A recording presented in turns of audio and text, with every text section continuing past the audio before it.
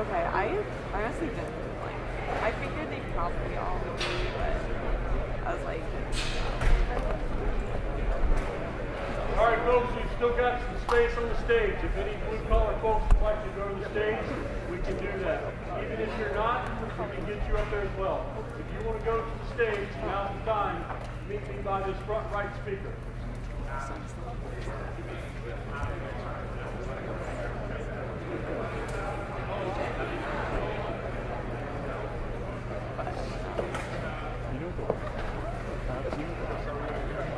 it's Toledo. It's all about it.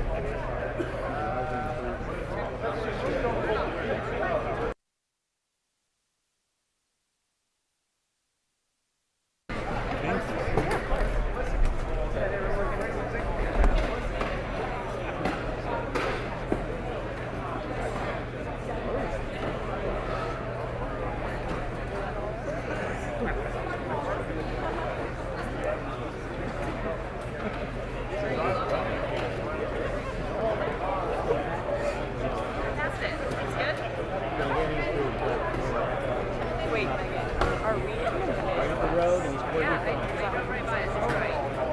280's right there. I think just so we can get on the web. Thank you. I'm not sure.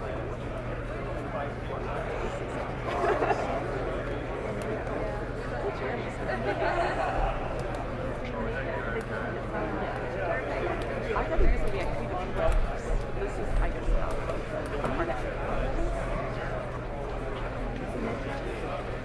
There was like a specific.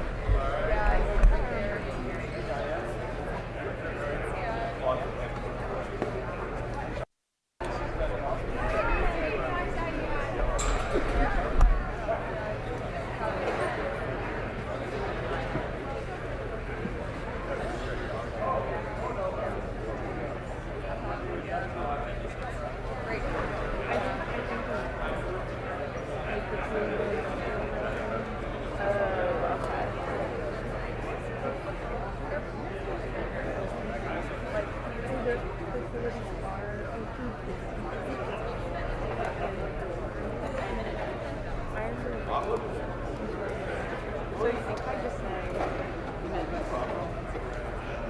or should I say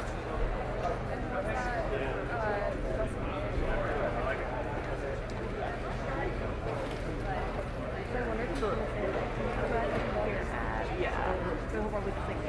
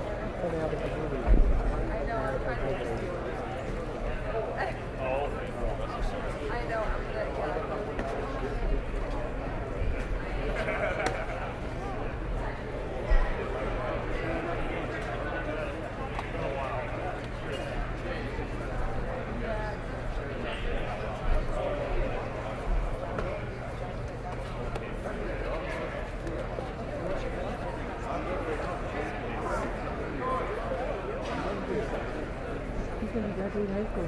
Wow. Amazing, man. And he's the fourth kid, the 4-year-old kid. And now he's grown. He's all grown up. Our boy is grown up. Yeah, baby. Graduated high school, you got a lot more experience Than I had. Yeah, it's kind of crazy to think about all the things that I've covered just in these few years. You know, it's like, my goodness. It's been multiple lifetimes. So you go into school? Yes. So I actually settled on so studying political science. So thinking about Oh yes, for sure. I'm definitely going to stay on the journalism side now because I think there are plenty of people who are going to go into politics different than me, but I think this is a especially because there are not as many people. You know, it's not exactly a human being. Right. It's like hopefully down the road we'll be a pool of people applying for jobs to do this. Well, I would think that very much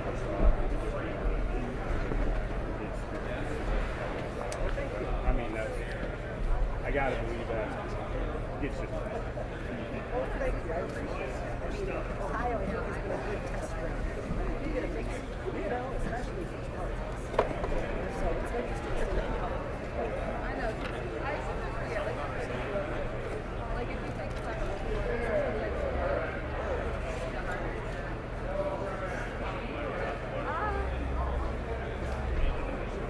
it depends on who you are. Like,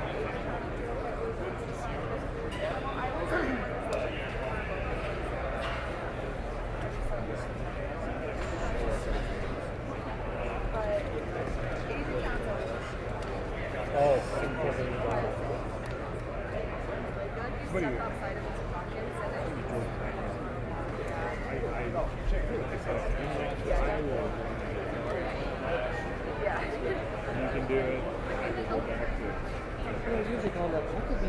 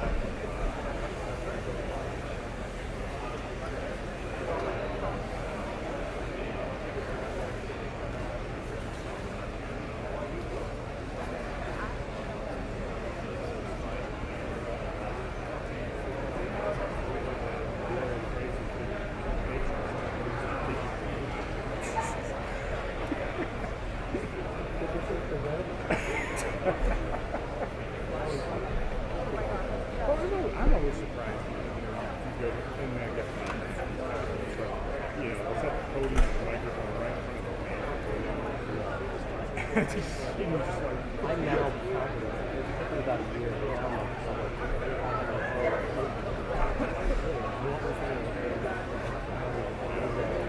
I know the kid was over here.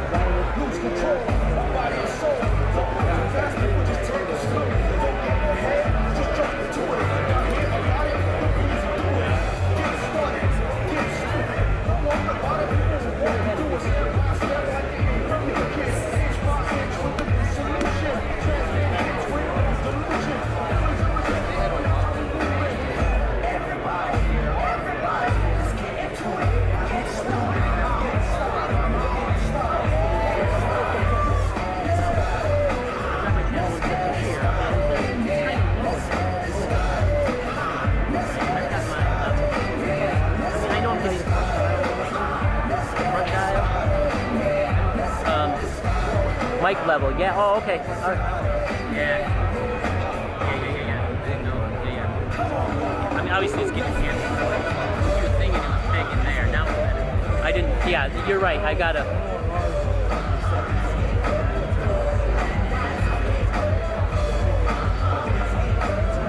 I've got a front one.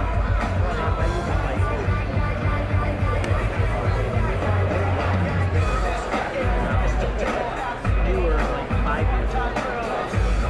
Yeah, just like now. Now it's just turn off camera.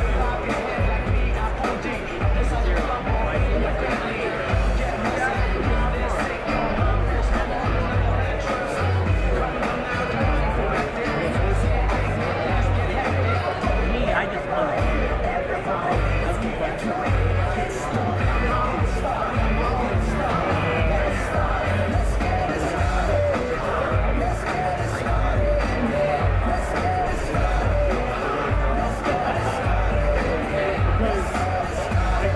They do.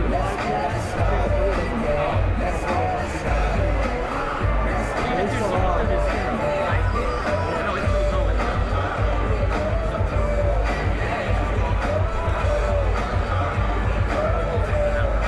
That's why I feel like my own engineers are like, we're good. That's pretty cool. Oh, there's that. Right there. No. I'll just.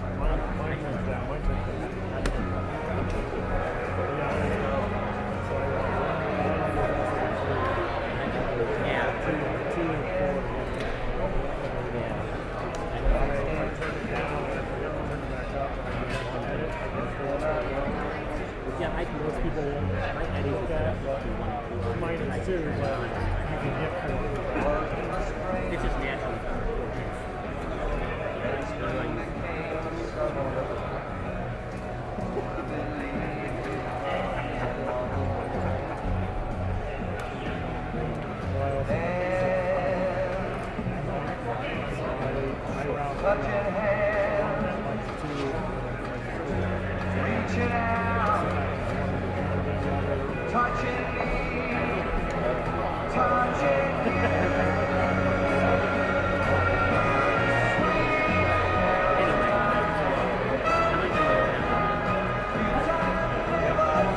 That's what I wanted to know.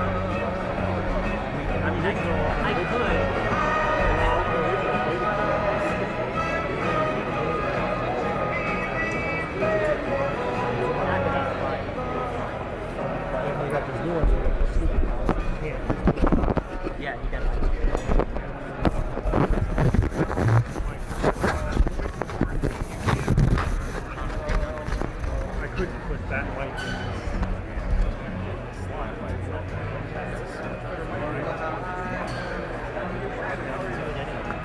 And so then,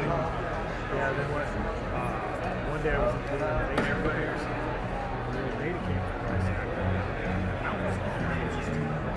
I'm like, there's 2 screw holes right here. So I just went down there when nobody was around. I took it off of there. I might have my guy put a build on that. That way I can carry my stick mic. Right. Well, and I've done that too. We've done a second one. For the belt clip, it's fine.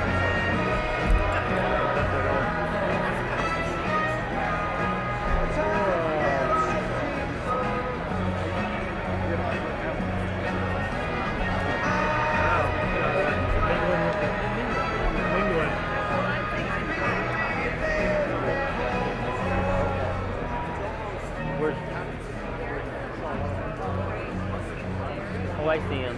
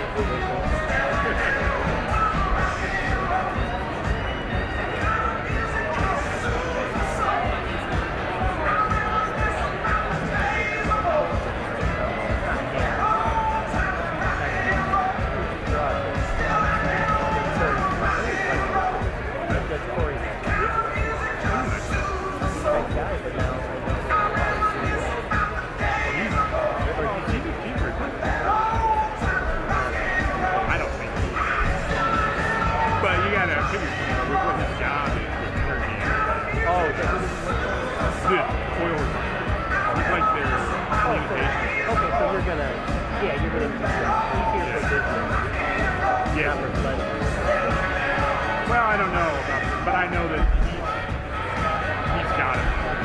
If you ever, he's always on like when they talk about like oil prices and how like, everything's in Venezuela. He's been on CNN, MSNBC. Okay. He's like the go-to like the guy they talk. He looks good on TV. No, I mean, he's also a drummer.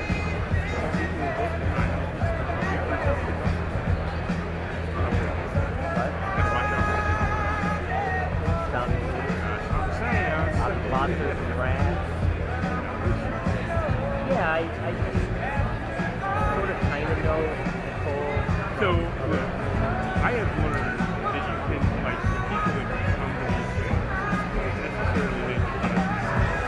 First, the very first time Trump came to Toledo, I saw Frank and he's a big lefty, and that's what a lot of people he's like, I just want to hear what he's going to say, you know? The good old days.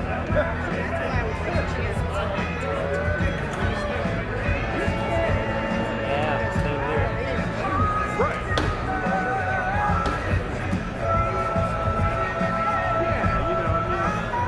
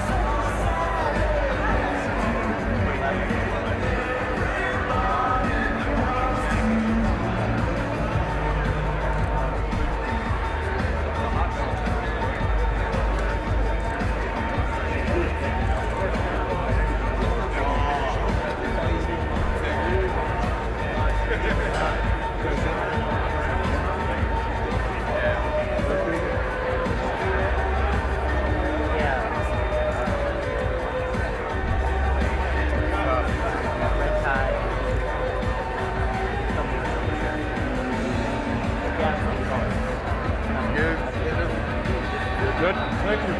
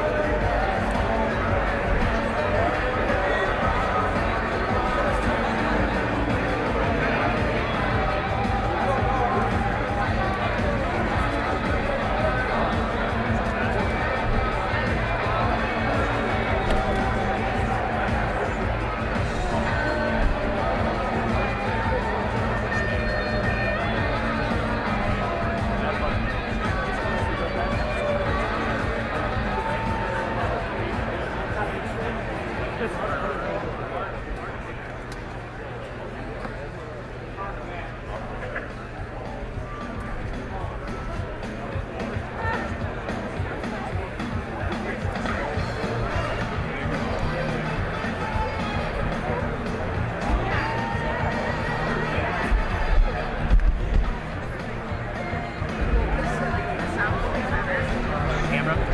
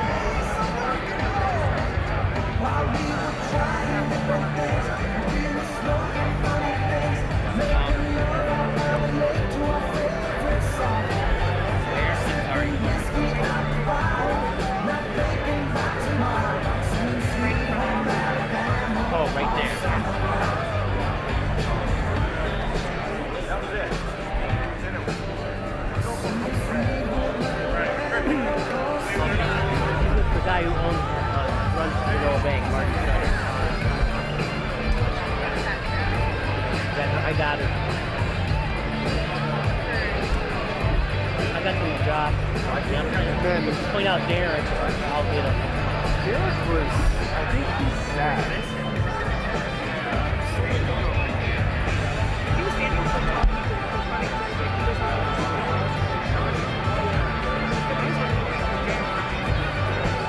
We thought we saw him get out of the truck, but it was just can I do the camera with it?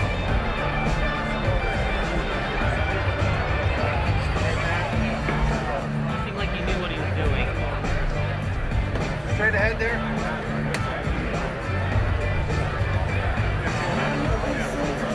Punch Reese out, grab a video. Wait around, right to kid.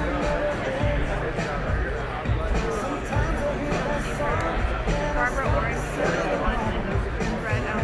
Right straight ahead. Yeah, she's the head of Liberty County GSU.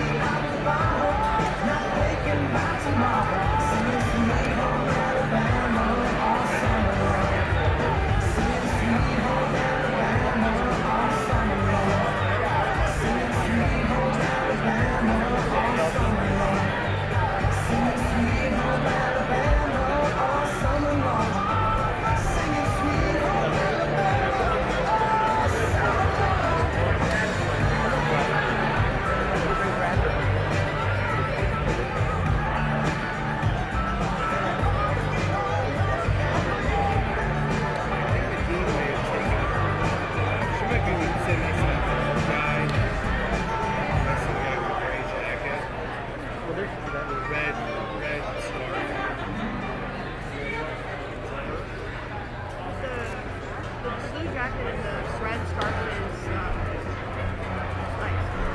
No, actually, further up. There's a tall guy up there.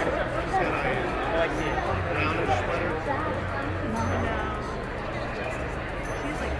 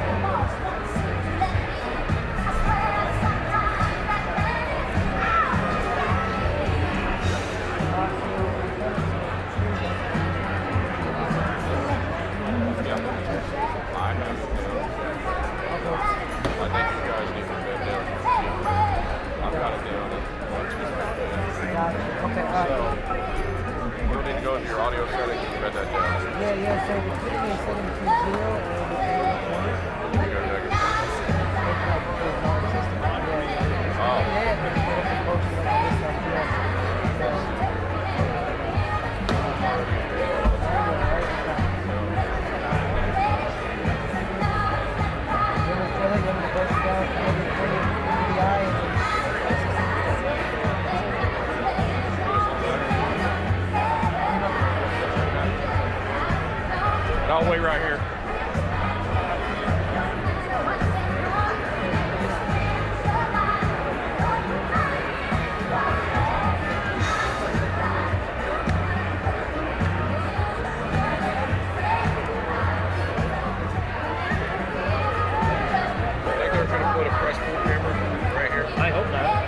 I thought the X was for one guy. Yeah, there's one White House, but I was just told from the White House there's going to be a press pool camera there too. So We might have to scoot. Just a heads up. Thank you. We might have to scoot over. I'm not just trying to like bogart your No, show. no. So, yeah. If White House does, we might have to scoot. Yeah, you might need to move over a foot. So. Yeah, well. Do you want to, I mean, they told me that they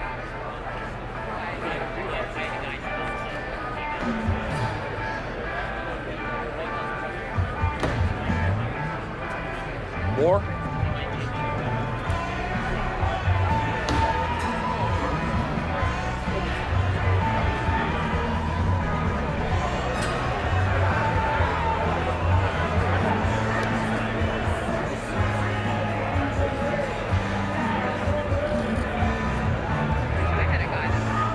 I know.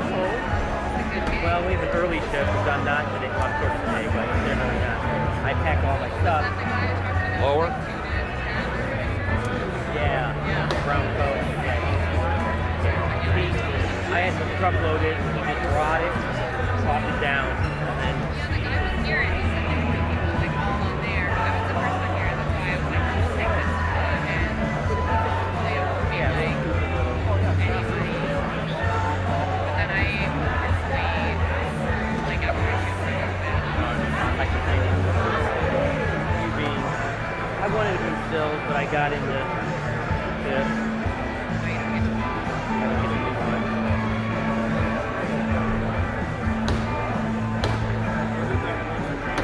Oh no, I'm out shooting all kinds of crazy views and fun, but I started out in high school. But anyway, it goes. I fell in love with this. Houston, yeah.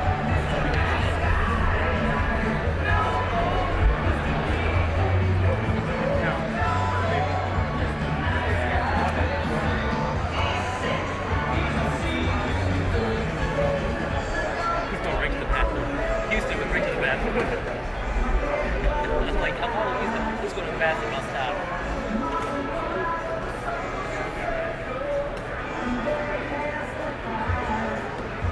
Did you get connections? oh no, the game, no. I quit. I was like, never gonna get this one. I'll get it later. And I haven't like, been waiting since 30.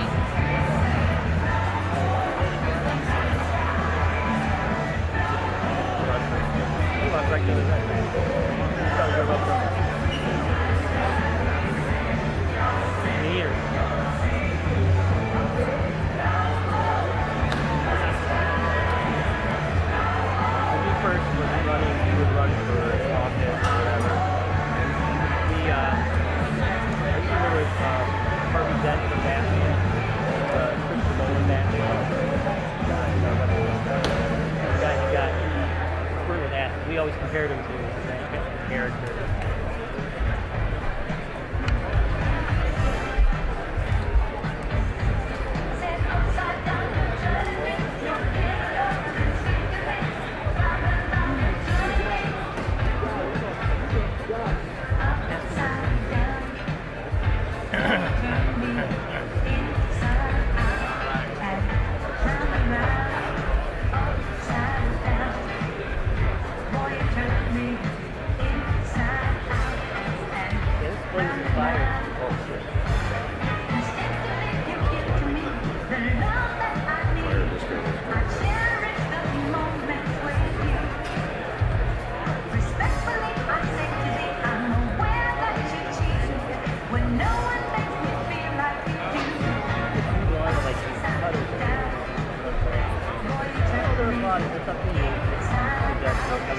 We probably have enough video. I kind of have to like zoom out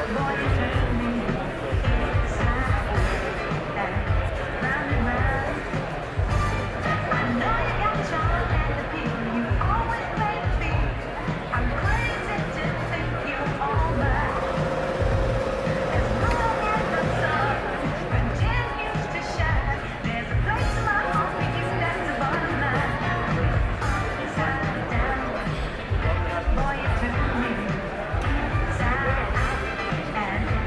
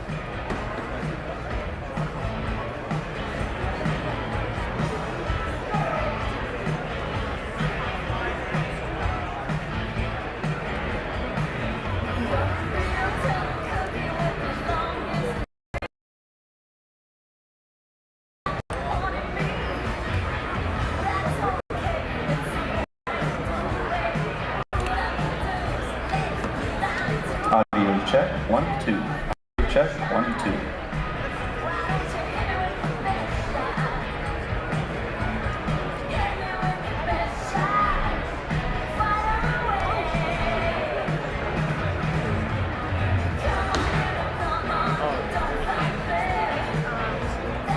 So right in front, facing towards us, orange sign.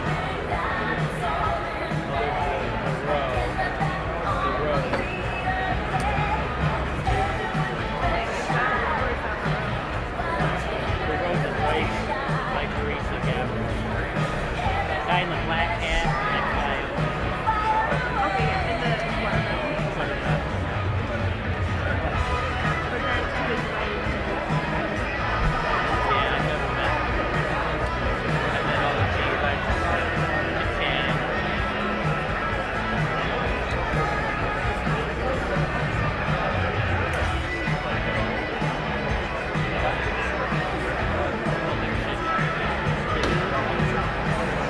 I got the video.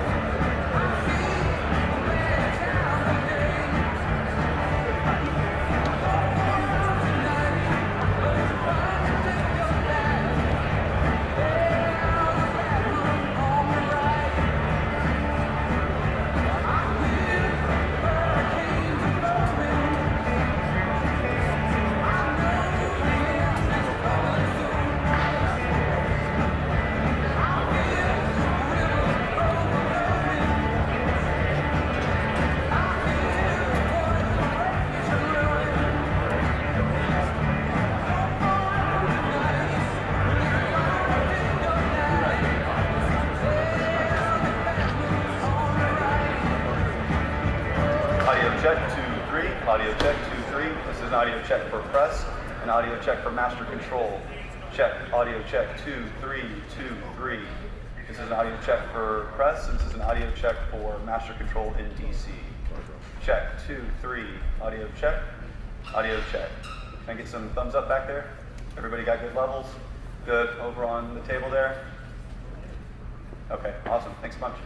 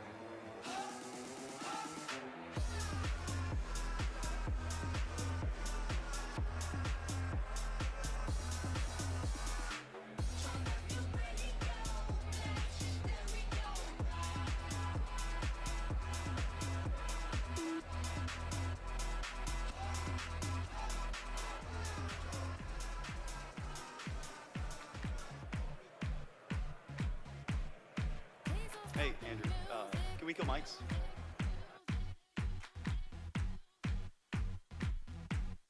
Please don't stop the music.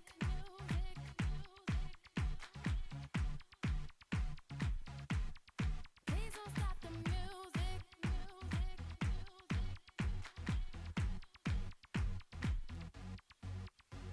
It's getting late.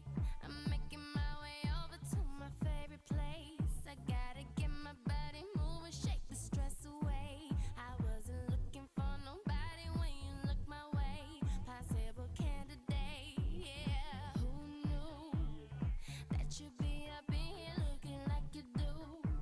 You're making staying over here impossible.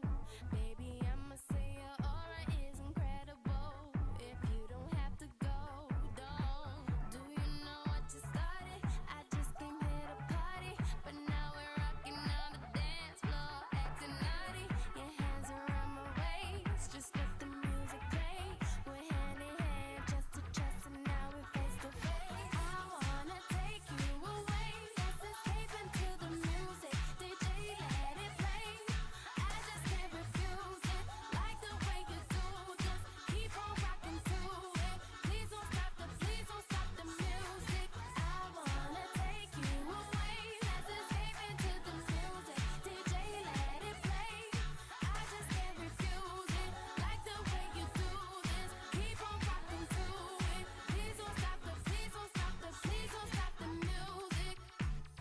Baby, are you ready? 'Cause it's getting close. Don't you feel the passion ready to explode? What goes on between us, no one has to know. This is a private show. Do you know what you started? I just came here to party, but now we're rocking on the dance floor, acting naughty. Your hands around my waist, just let the music play. We're hand in hand, chest to chest, and now we're face to face. I wanna take you away, let's escape into the music. DJ, let it play. I just can't refuse it, like the way you do. Just keep on rocking to it. Please don't stop the music. I wanna take you away, let's escape into the music. DJ, let it play. I just can't refuse it, like the way you do this. Keep on rocking to it. Please don't stop the music. Please don't stop the music.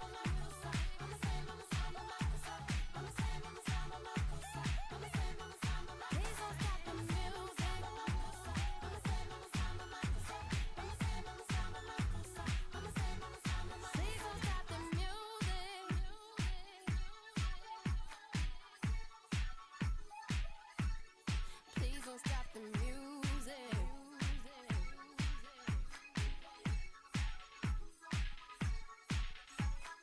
I wanna take you away, let's escape into the music. DJ, let it play. I just can't refuse it, like the way you do. Just keep on rocking to it. Please don't stop the music. I wanna take you away, let's escape into the music. DJ, let it play. I just can't refuse it, like the way you do this. Keep on rocking to it. Please don't stop the music. Please don't stop the music. Please don't stop the music.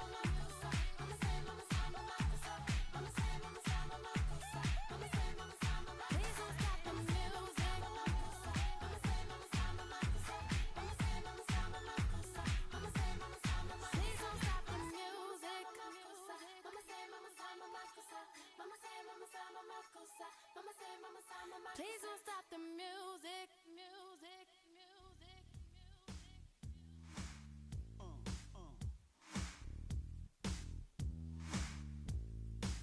I got that real good, feel good stuff up under the seat of my big black jacked up truck. Rolling on 35s, pretty girl by my side. You got that suntan skirt and boots, waiting on you to look my way and scoop your little hot self over here. Girl, hand me another beer, yeah. All them other boys wanna wind you up and take you downtown, but you look like the kind that likes to take it way out where the cornrows grow.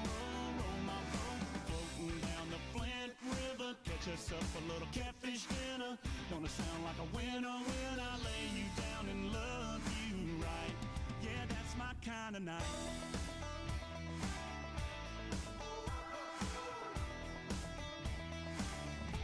Might sit down on my diamond plate tailgate, put in my country ride, hip-hop mixtape. Little Conway, little T-Pain, might just make it rain. You can hang your T-shirt on a limb, hit that banking weekend, ease on in. Soak us up a little moonlight, you know I know what you like, yeah. All them other boys wanna wind you up and take you downtown, but you look like the kind that likes to take it way out. Out where the cornrows grow, roll my boat, floating down the Flint River, catch us up a little catfish dinner. Gonna sound like a winner when I lay you down and love you right. Yeah, that's my kind of night. Yeah, that's my kind of night.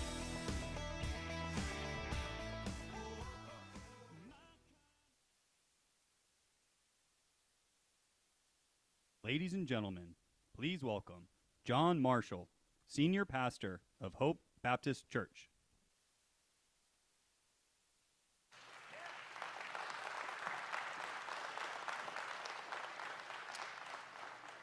Let's bow our heads in prayer. Dear Father in heaven, we're thankful today for the freedom we have to assemble. We are thankful for the law enforcement that we have here today. We ask that you would encourage and strengthen them in their jobs. We do ask that you would protect our leaders. We're so thankful for our president, our vice president, our national and state and local leaders. We ask that you would give them wisdom. They have a very difficult job. I pray that you would strengthen them, encourage them, give them courage. Lord, as we gather here today to talk about small business and entrepreneurship here in Northwest Ohio, we recognize that the idea of hard work comes from you. Lord, you worked 6 days and rested on the seventh. You said if any should not work, neither should he eat. Lord, I pray that the hardworking men and women that are represented here today would be rewarded with a revitalized area. Lord, that Toledo would continue to move forward in progress. I ask that you would help those who work hard to have not only sweat on their face, but a smile. We ask that as well we would balance our hard work and entrepreneurship with generosity. Lord, you said that the love of money is the root of all evil, so may we not be greedy, but grateful. And as we value hard work and the reward that comes from it, help us to remember that we can't take our stuff to the next world. There's never a U-Haul behind a hearse. Lord, you said, what shall it profit a man if he shall gain the whole world and lose his own soul? I thank you today that there's no amount of human effort that can purchase an entrance to heaven.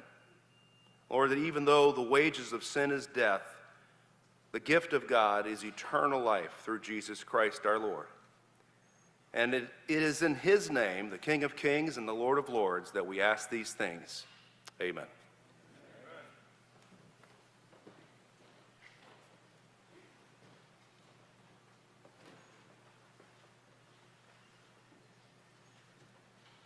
Ladies and gentlemen, please welcome Barbara Orange, Chairwoman of the Lucas County Republican Party.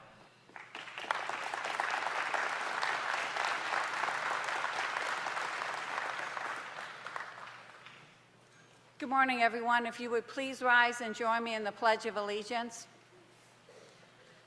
I pledge allegiance to the flag of the United States of America and to the republic for which it stands, one nation under God, indivisible, with liberty and justice for all. Thank you.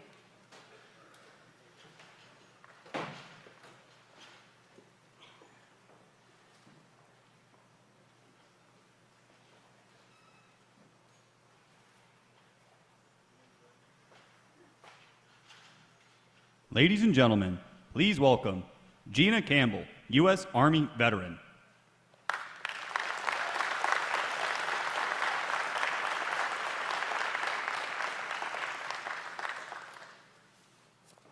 And God bless America. Oh, say, can you see by the dawn's early light what so proudly we hailed at the twilight's last gleaming, whose broad stripes and bright stars through the perilous fight o'er the ramparts we watched were so gallantly streaming, and the rocket's red glare, the bombs bursting in air, gave proof through the night that our flag was still there. Oh, say does that star-spangled banner yet wave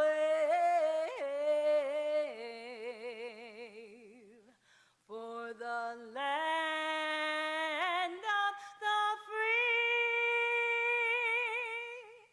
and the home of the brave.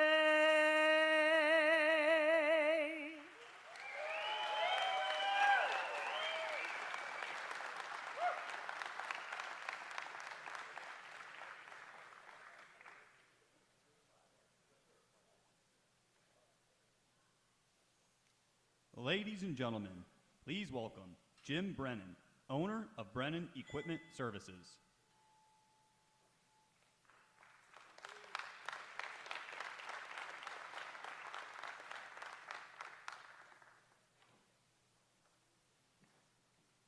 Well, good morning. I am Jim Brennan. Our company's Brennan Equipment Services, and we are proud partners with Ironville and Midwest Terminals in business and many other things. This is Exhibit A of what we provide for the fine people here. And I'd like to give a special shout out to some of the Brennan folks. We've got Bill Smith, raise your hand please. Bill? Bob Hartman? All right. And out here, Ben DeWitt. Welcome. Eric? Eric Huffman. Excellent, excellent. Thanks, guys, for coming.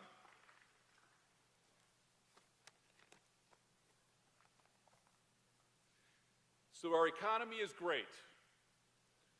Third quarter gross domestic product was 4.3%. That is a wonderful number.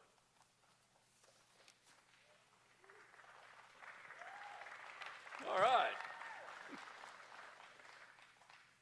So confidence is the foundation of our economy. President Trump and Vice President Vance invoke great confidence. Both are very successful private sector businessmen. They know what it takes to run a great economy, and we're seeing that happen. Here are some of the accomplishments. The big, beautiful bill made the 2017 tax cuts permanent, so we know what's out there. All right. No tax on overtime is a very big deal. It's a huge tax cut. It is new to us in 2025. My understanding is that it will create tremendous money back in April and should help stimulate the economy as well. But it's a wonderful thing, and we thank President Trump for that. We've also made big cuts in regulations, which is, from a business standpoint, that's wonderful. We want the government to stay away. We want to be able to run the show and do the right thing.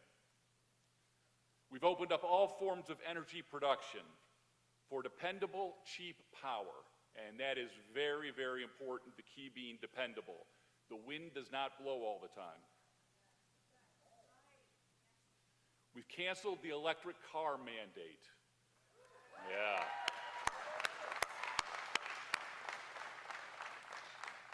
That is very cool. All right, so inflation is 2.7% annual. In 2022, it was 9.1%. What a big deal that is. You think that helps out with the lower prices, bigger paychecks, right? Absolutely. So all actions put us on a great track for 2026 and beyond. There's also an additional $19 billion in investment commitments that President Trump has received from other countries, other companies. And I don't know about you, but I think we really can't imagine what that's going to look like when that all starts flowing through the economy. I know one thing, though. Well, I know two things. It will be very big and very beautiful. So lower prices, bigger paychecks are the theme. We'll get there. Thank you very much for having us. We appreciate it. Thank you.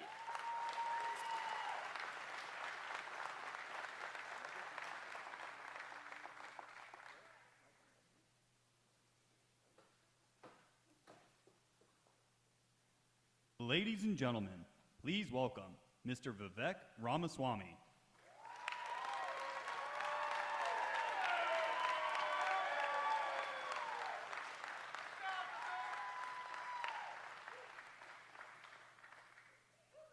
Thank you. Appreciate the warm welcome, everybody. It's a great morning. Thank you for coming out on an early morning like this on a cold day. Give yourselves a round of applause in Toledo. Welcome our Vice President here to Northwest Ohio. And I want to congratulate him. I hope several of us do today on his newly announced fourth child, his fourth kid and a son coming up. Let's give JD a round of applause for that. And it resonates deeply with me and with my wife. We were texting with him and his family because we are expecting our first daughter in about 2 weeks, and I've got my phone on, so if I have to run off stage, you'll know what the reason was. But I bring that up because I know that is why we are both in this. I speak for JD and myself. We're young fathers, and we're in this for our kids and their generation. That is our skin in the game. And one of the things that I hope to do as governor of this state, with your help when we get there, is to restore and revive civic education in our young people, that teach our young people, that next generation, to be proud of our country, to teach them why we are the greatest nation known to the history of mankind, right here in the United States of America. And to also teach them in Ohio schools why Ohio was a state that allowed America to be that top state in the country and in the world. You think about our state, look at where we are today, near Toledo. Just a half century ago, at the turn of the last century, we were the leaders of the first industrial revolution. Toledo was the glass capital of the world. Akron was the rubber capital. Youngstown and Cleveland, where I was last week, were the steel production capitals of the Western Hemisphere. Dayton led in computing. My hometown of Cincinnati was known around the world as the Queen City. That's who we were as a state. And there's a special thing that happens when you're a young person who grows up in that state, at the heart of the greatest nation known to the history of man. As a young person, you gain the self-confidence to achieve the things that you were taught to believe were impossible. It's not an accident that that was the same Ohio that raised Neil Armstrong to become the first man in human history to walk on the moon. Born, raised, living right here in Ohio as he did it. The same Ohio that raised John Glenn, the first American to make it into orbit around the earth. Born, raised, living in Ohio as he did it. The same Ohio that raised the Wright brothers, that raised Thomas Edison. That is who we were as a state, and we can be that state again. All we need is leaders who believe in us to actually get there. I know our Vice President JD Vance, an Ohio native, proudly so, believes in us. I know John Husted, who you're about to hear from, Senator representing this state, believes in us.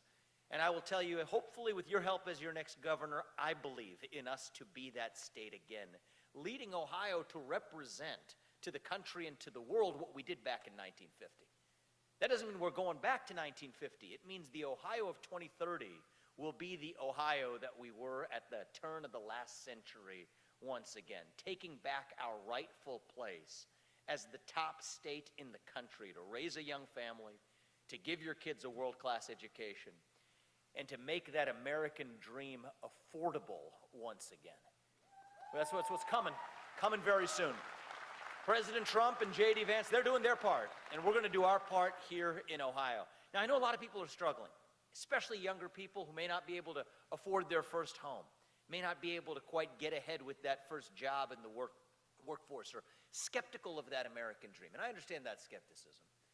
But the truth of the matter is, the best defense against rising grocery prices, the best defense against rising insurance premiums, which I know are hitting many of you, home insurance premiums, auto insurance premiums, the more expensive way of just living your daily life, the best defense against that is actually to put more money in your pocket, to improve your after-tax take-home pay, to create a regulatory environment that is so attractive and a tax environment that is so attractive here in Ohio that businesses are moving back here, back into Ohio, staying in Ohio, bringing higher paying jobs that allow you to keep more of what you earn, taking our income tax down to zero, and yes, rolling back our property taxes, been the biggest property tax rollback our state will ever have seen in our history.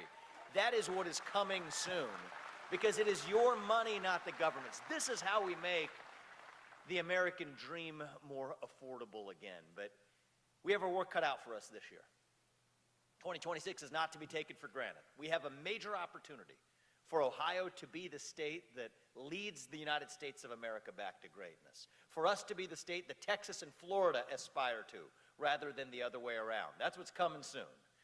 But it will require every one of us and every one of you doing your part. You're already doing your part by working hard every day, by caring about this country, by coming out here on an early, cold morning in Northwest Ohio to welcome our Vice President from our great state of Ohio. You keep doing your part. And I promise you, JD Vance will do his, John Husted will do his, and I will do mine to make sure that Ohio's best days, and through Ohio, America's best days, are actually still ahead of us. Thank you for coming out today, guys. God bless you and your families and our great state of Ohio. Thank you.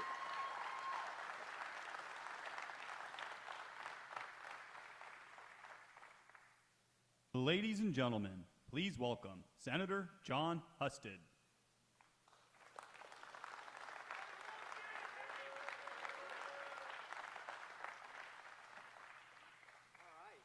Good morning, everyone.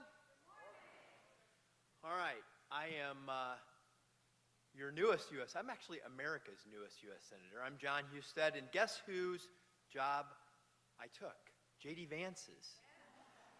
I got appointed a year ago yesterday to take the seat that JD Vance had won a few years ago, but he had a new job. I don't know if you heard about this. He's our vice president, and I was so thrilled. I was so thrilled when I read the news, and Vivek mentioned this, that he and Usha were going to have a new baby, a fourth one. I think this is like the first time since the 1870s a sitting vice president and his wife had a child in office. That's an amazing thing, and it's great to hear that Vivek and Apurva are going to have a new child as well. And it's interesting, Tina and I are a little past the child years, all right? But we are going to have a grandson in April, so that's an exciting thing for us. Because it's what it's about. It's about working, it's about families, but it's not about our families. It's about your families. It's about your families. It's about helping them get ahead in this world. And I know that by the way, the last time I was here at Midwest Terminals, they let me drive a locomotive. Alex said he'd let me drive that one if I wanted to, but I think we'll wait till after this is all over. But it's been a true honor over the course of the past year to work with JD Vance under the leadership of President Trump. We are taking America back. We are moving things forward. We're securing the border. We're looking out for America first, aren't we?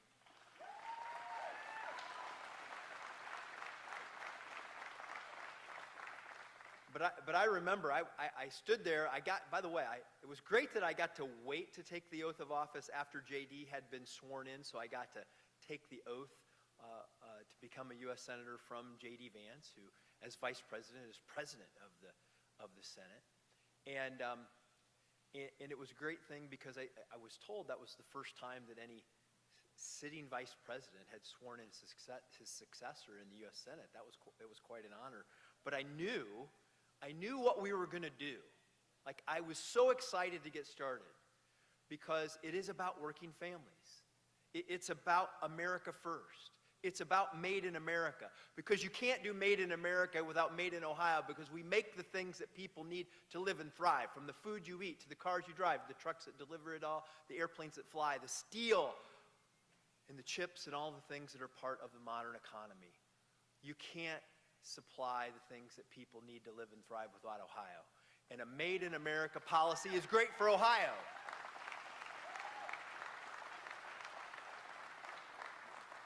You're seeing companies like Stellantis and Whirlpool invest more in the Toledo area because of it. That helps companies like Jim Brennan's and all the other small businesses that are part of that supply chain. It's a huge deal, but it's not enough.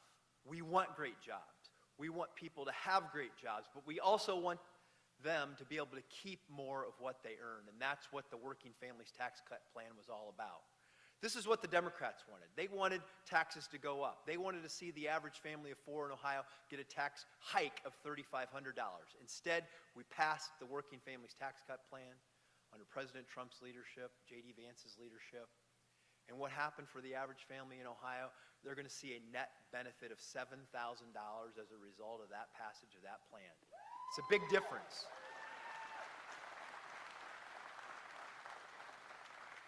No tax on tips, no tax on overtime, cutting taxes for Social Security, a $2,200 per child tax credit to help working families, to help them afford things like child care and the other things that are essential part of being part of a working family in this nation.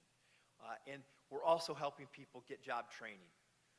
We set up a system where now under Pell Grants you can get workforce training. We're trying to push for more apprenticeships so that people can learn and earn and not have to pay the high cost of college. We're building up career tech so that more high school students will graduate career ready and they can leave high school and go directly into a job. All of these things help build opportunity and hope for the people of our state and our nation. And that's what's happening. And I've recently introduced the Upward Mobility Act to end the poverty trap, where literally in America we pay people not to work and trap them in poverty rather than helping them earn the ability to get ahead and live their version of the American dream. And as we begin the celebration of the 250th anniversary in America, our great nation, a nation that was founded on freedom and the opportunity to live what we now call the American dream, we are putting the fundamentals back in place. We're supporting working families. We're doing Made in America, America First policies. It's driving more investment back home to help put more people to work, to see their wages rise, and to see them have more hope for the future. And as we celebrate this 250th anniversary, let's give a gift to ourselves of lifting up our families, of lifting up the American economy, and showing people that we will be the greatest nation in the world for many, many centuries to come. Thank you for being here. God bless you, and God bless America.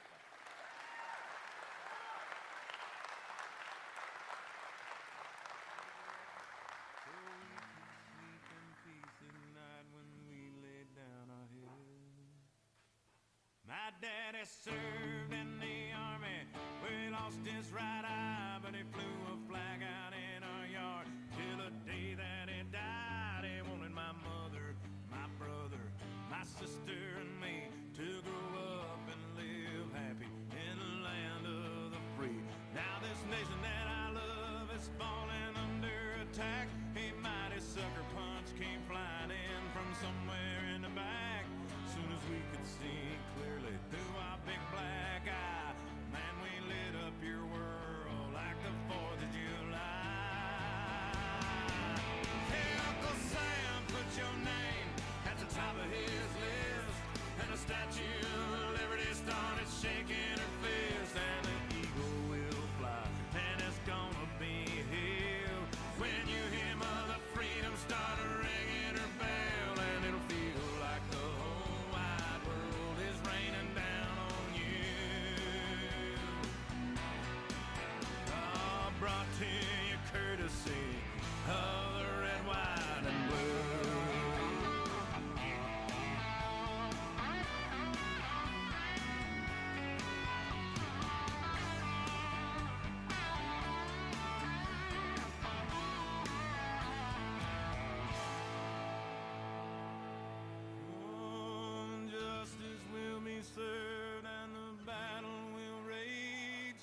This big dog will fight when you rattle his cage. You'll be sorry that you mess with the U.S. of A.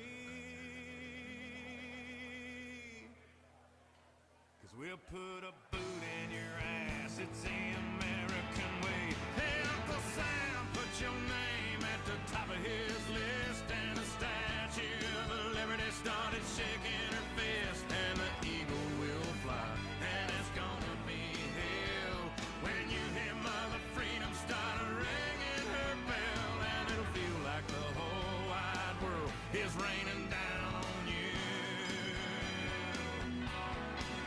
I'm brought to you courtesy of the red, white, and blue.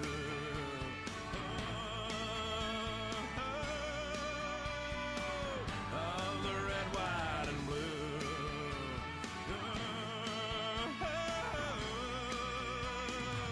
Of my red, white, and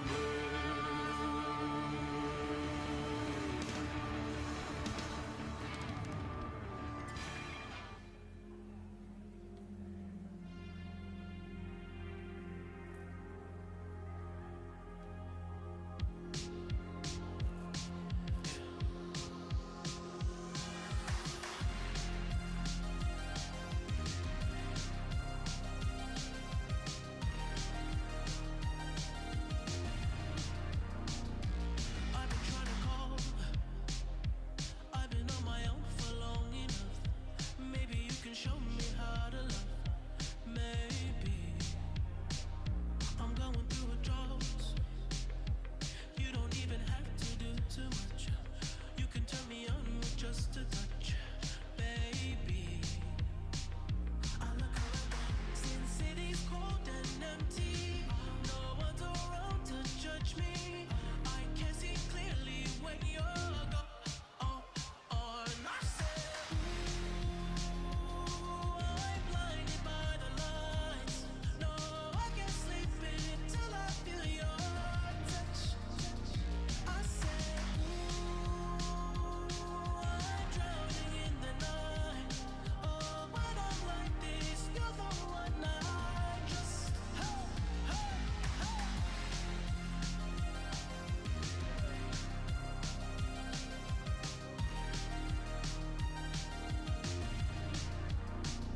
I'm running out of time, 'cause I can see the sun light up the sky. So I hit the road and overdrive, baby. Oh, the city's cold and empty. No one's around to judge me. I can see clearly when you're gone. And I said, ooh, I'm blinded by the lights. No, I can't sleep until I feel your touch. I said, ooh, I'm drowning in the night. Oh, when I'm like this, you're the one I trust. I'm just coming back to let you know I can never say it on the phone. They'll never let you go this time. I said, ooh, I'm blinded by the lights. No, I can't sleep until I feel your touch. Hey, hey,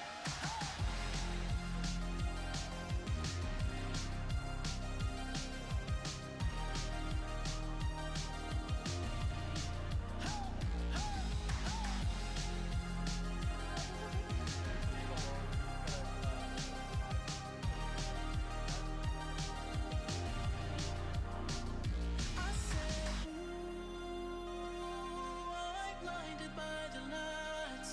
No, I can't sleep until I feel your touch.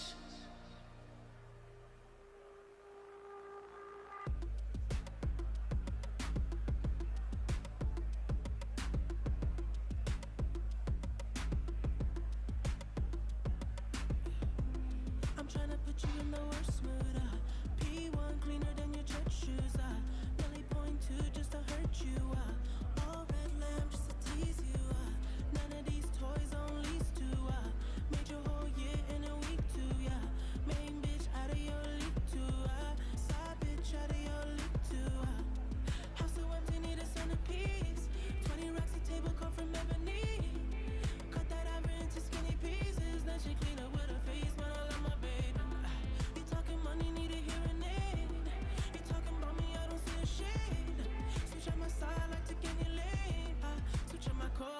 any pain.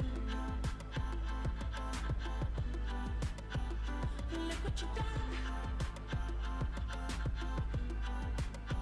I'm a motherfucking star boy. Look what you done.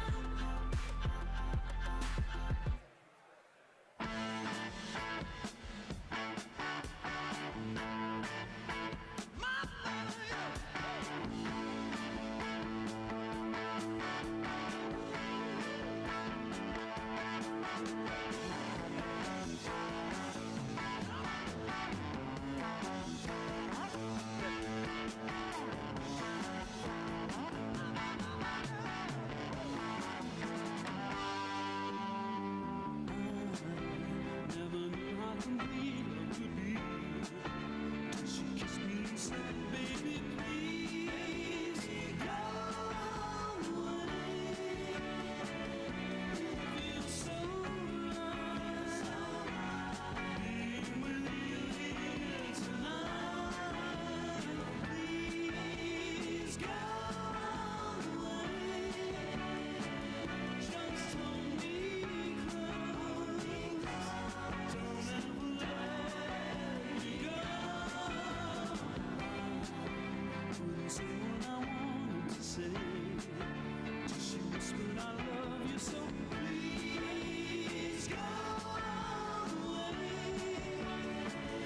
It feels so right being with you here tonight. Please go away. Just hold me close. Don't ever let me go.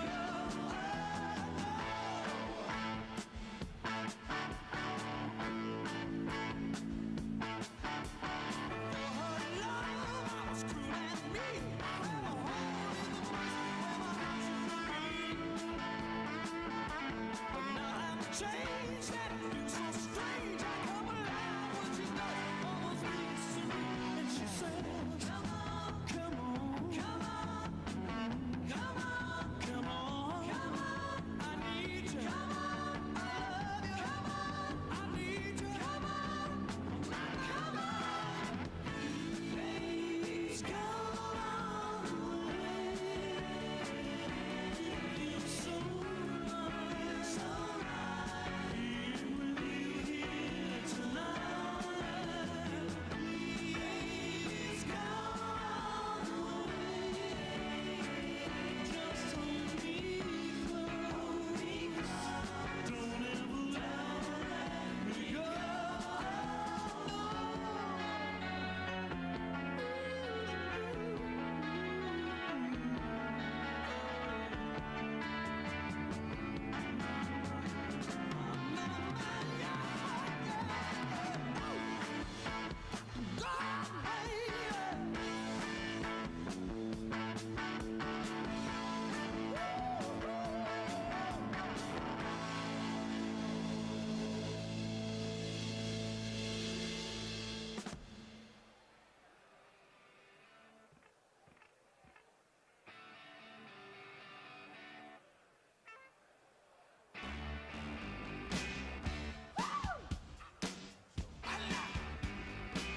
Darling, you got to let me know.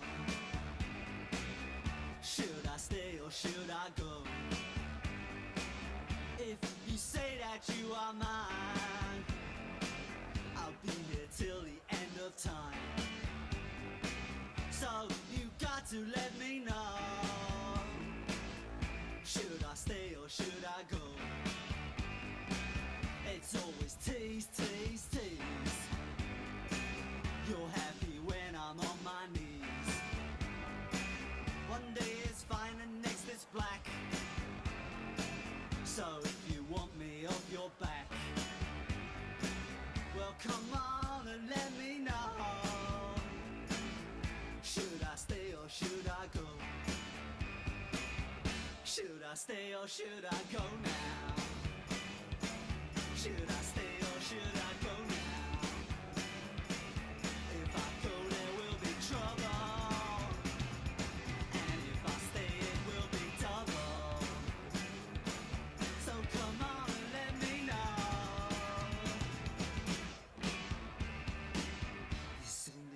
questions bugging me. If you don't want me, set me free. Exactly whom I'm supposed to be. Don't you know which clothes even fit me? Come on and let me know. Should I cool it or should I blow?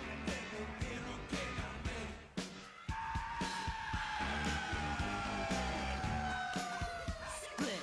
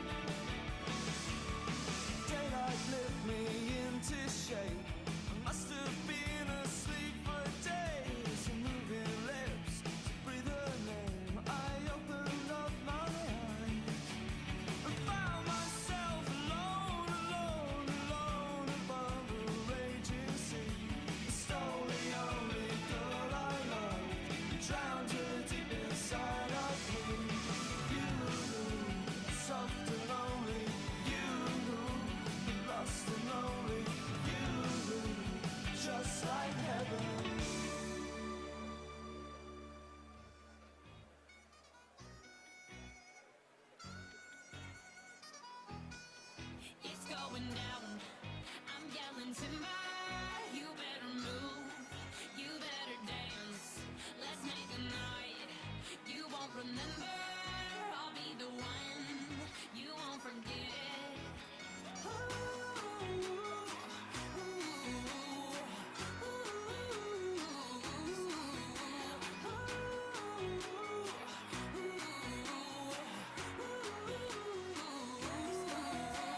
The bigger they are, the harder they fall. This bigger than boys, a diggity dog. I have them like Miley Cyrus, clothes off, twerking in their bras and thongs. Face down, booty up. That's the way we like the world. I'm sicker than an oil spill. She say she won't, but I bet she will. Timber. Swing your body.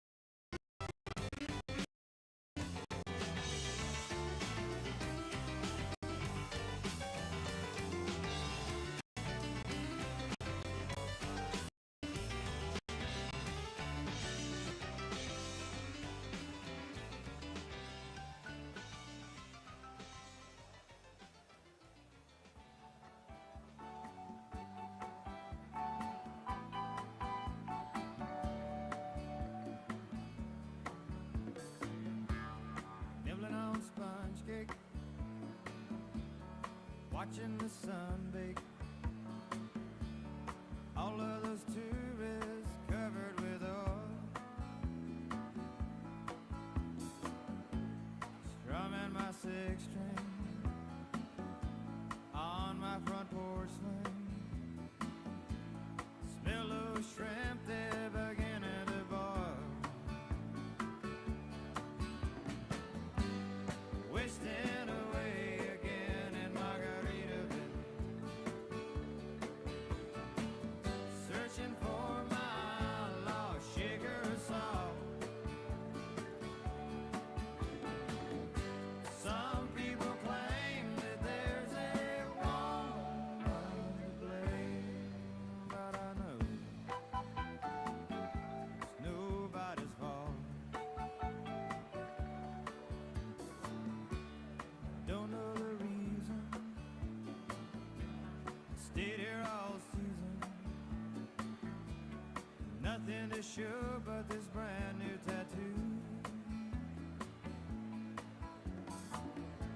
But it's a real beauty, a Mexican cutie. How it got here, I haven't a clue. Wasting away again in Margaritaville, searching for my lost sugar salt.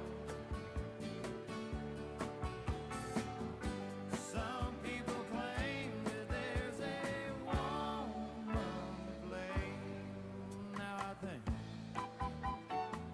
hell, it could be my fault.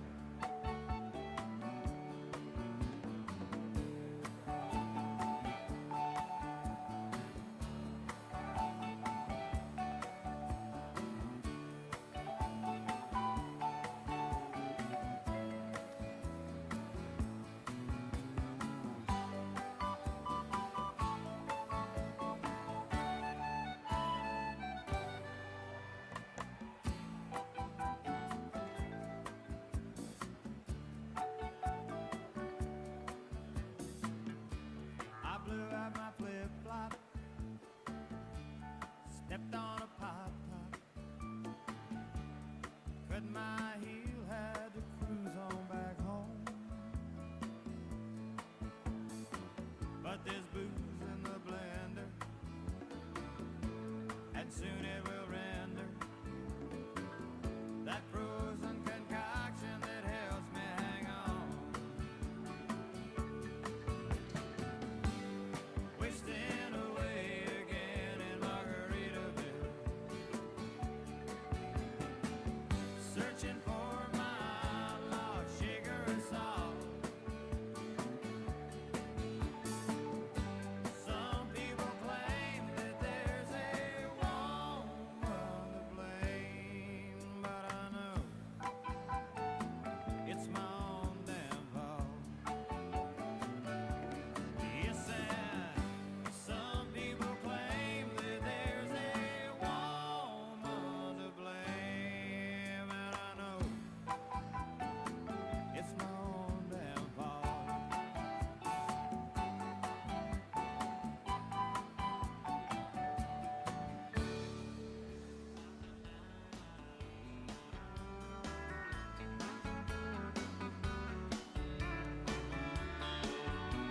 The sun is hot and that old clock is moving slow, and so am I. Workday passes like molasses in wintertime, but it's July. Getting paid by the hour and older by the minute. My boss just pushed me over the limit. I'd like to call him something, I think I'll just call it a day. Pour me something tall and strong, make it a hurricane before I go insane. It's only 12:30, but I don't care. It's 5 o'clock somewhere.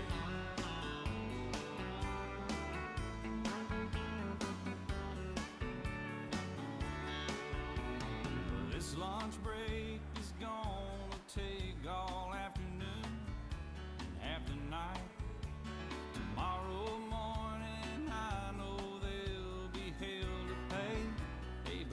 alright. I ain't had a day off now in over a year. My Jamaican vacation's gonna start right here. If the phone's for me, you can tell them I just sailed away. And pour me something tall and strong, make it a hurricane before I go insane. It's only 12:30, but I don't care. It's 5 o'clock somewhere.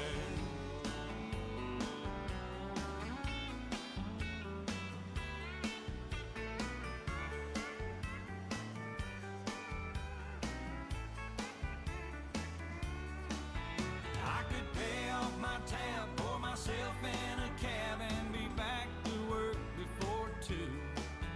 At a moment like this, I can't help but wonder, what would Jimmy Buffett do? Funny you should ask, Alan. I'd say, pour me something tall and strong, make it a hurricane before I go insane. It's only 12:30, but I don't care. Pour me something tall and strong, make it a hurricane before I go insane. It's only 12:30, but I don't care. He don't care. I don't care. It's 5 o'clock somewhere. What time zone am I on? What country am I in? It doesn't matter, it's 5 o'clock somewhere. It's always on 5 in Margaritaville, come to think of it. I heard that. You've been there, haven't you? Yes, sir. I've seen your boat there. I've been to Margaritaville a few times. All right, well, that's good. Stumbled my way back. Okay, well, we just want to make sure you can keep it between the navigational beacons. Between the buoys, I got it. All right, well, it's 5 o'clock. Let's go somewhere. I'm ready, crank it up. Let's get out of here. I'm gone.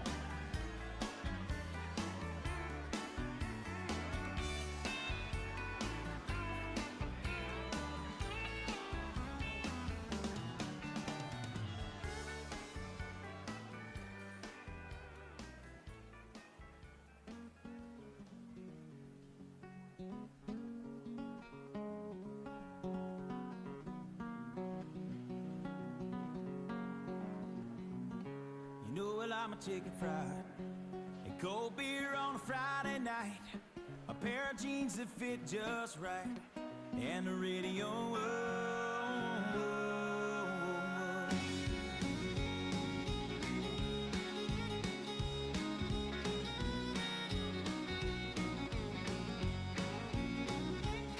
Well, I was raised up beneath the shade of a Georgia pine, and that's home, you know. Sweet tea, pecan pie, and homemade wine, where the peaches grow. In my house, it's not much to talk about, but it's filled when love is grown in southern ground. Ladies and gentlemen, please welcome Kelly Loeffler, United States Administrator of the Small Business Administration.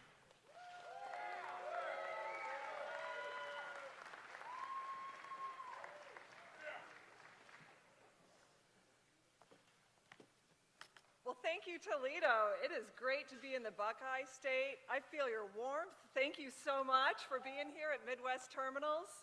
I am always so thankful when I get to travel with our great Vice President JD Vance, especially when it means he's coming home to Ohio. And what I'm most excited about, however, is the chance to stand with you to celebrate year 1 of the America First comeback. And let me be clear, this milestone is all about you. You are the hardworking Americans who get the job done every single day. You are rebuilding this nation brick by brick, and you are the ones that endured 4 long years of Bidenomics. And you proudly put Donald J. Trump back into the White House. Now, I can tell you firsthand, President Trump and Vice President JD Vance have not slowed down for 1 minute, and neither has their cabinet. The reason we all work so hard is because we're inspired by patriots like you. We know that you make this country great. And for me, I think of my family. back home, 5-generation farm family with a small trucking company on the plains of Illinois. I know the blood, the sweat, the tears, the prayers, the dreams realized. That's the America we grew up in, where grit, not government, determined the opportunities that you had. And this administration is working with urgency because of it. We're working with resolve, and we are working unapologetically to make America great again. Now, you know what we're doing. You've seen it. We're cleaning up massive fraud, massive government waste that sent millions of dollars to Somalia, and the open borders that created chaos and imported crime to your cities and towns. And now, after 4 disastrous years, it only took President Trump 1 year to start fixing it. He didn't break it, but he is fixing it. He restored America's, yeah, let's give him a hand, yeah. Now, you've seen him. He's restored our strength and dignity on a world stage. He ended the globalist trade deals that shipped our jobs out of this country, and he brought back American energy dominance and American industry. He proudly defends faith every day and stands against the radical transgender and DEI ideologies. And now the mainstream media and the liberal elites, they said it couldn't be done. We had to accept managed decline. Well, they were dead wrong. All we needed was a new president. Now, you can see it. It's coming. The America First comeback is real, and it's starting right here in great cities like Toledo. Core inflation just reached its lowest level in 5 years. Wages and take-home pay are up. Fair trade is bringing back American industry, and with about 700,000 jobs in their first year due to $18 trillion of investment that's going to come into America. We've never seen anything like it. And the working family tax cuts will put thousands of dollars back in working families' bank accounts starting this year, because President Trump and JD Vance are fighting courageously for you every single day. Not the special interests, not the Washington bureaucrats and the coastal elites, but for workers, for our main streets, for our families. And there is no one who knows better everyday Americans than Vice President JD Vance. You know his story. You know his humble beginnings in Kentucky and right here in Ohio. But now he stands in the Oval Office as the second most powerful man in the entire world, probably the universe. He's also the coolest vice president we've ever had in American history.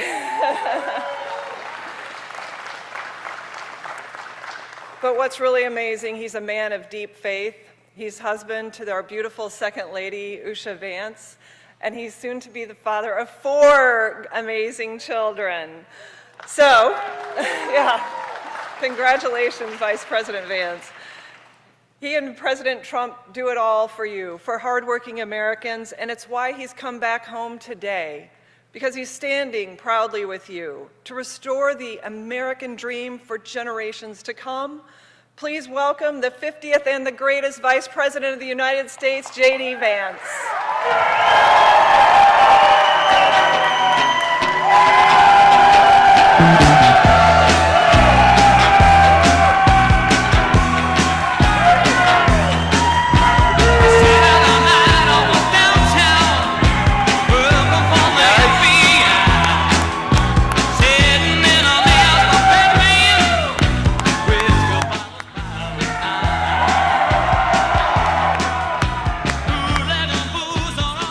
Thank you. It is, I gotta say, it's great to be back in Toledo, but it is cold.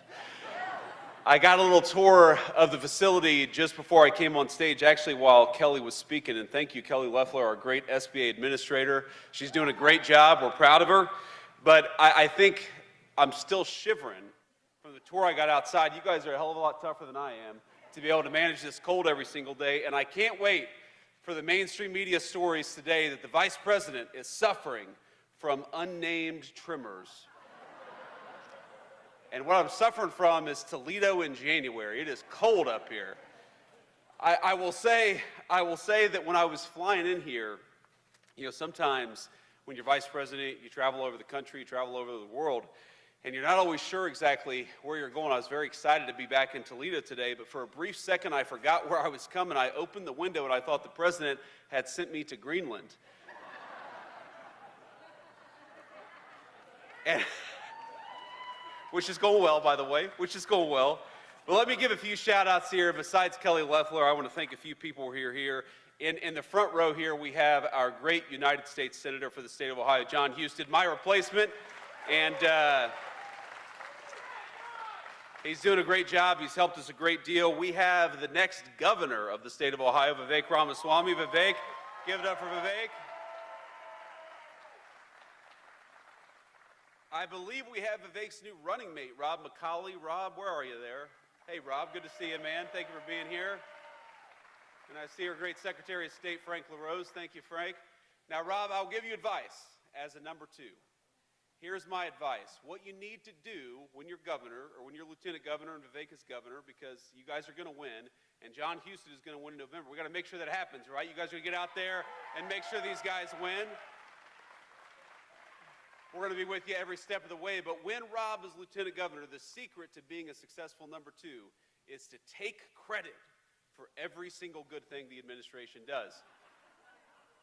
And when anybody criticizes the administration, you can step back and say, that was not me, that was number one. That is how you be a successful lieutenant governor for the state of Ohio. That's my approach as vice president of the United States, and I see my dear friend, Jay Edwards, who's running for treasurer. Jay, it's good to see you, man. Thanks for everything that you've done for our state and our country. Now, I'm headed from here to Minneapolis, where we're going to talk with some of our ICE agents, talk with local officials about how we can turn down the chaos. And my simple piece of advice to them is going to be, look, if you want to turn down the chaos in Minneapolis, stop fighting immigration enforcement and accept that we have to have a border in this country. It's not that hard.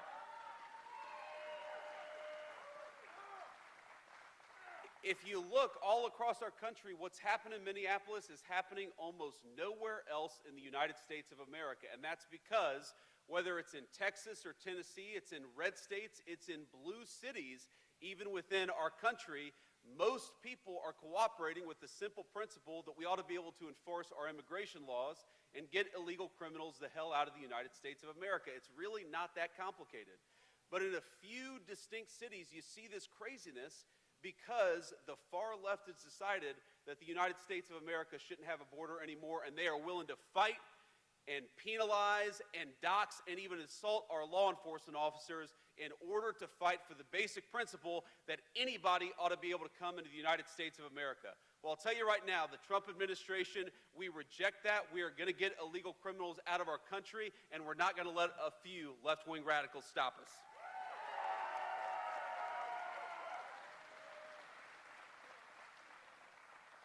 But I'm here in Toledo to talk about the great American comeback, and that is what I believe. We are 1 year in. We are 1 year in to raising wages for workers instead of declining wages for workers. We're 1 year in to $18 trillion of new investment for the United States of America instead of investment going to every other country but the United States of America. We're 1 year in to getting illegal aliens out of our country so that American homes can go to American citizens, which is exactly where they ought to go. And we are 1 year in to seeing lower inflation and bigger paychecks and more opportunity for the American worker. Ladies and gentlemen, I think that we are on the cusp of the greatest economic year in the history of the United States of America because we're doing something new for a change. We're investing in you. We're investing in American workers. We're investing in American businesses, and we're saying to everybody that the United States is open for business, but only if you invest in our great American people and our great American businesses. We are done with the old approach of shipping American jobs overseas and investing in everybody else. We are back to investing in the American worker, and we're not going to stop fighting for you until we return America to the true golden age of great American prosperity.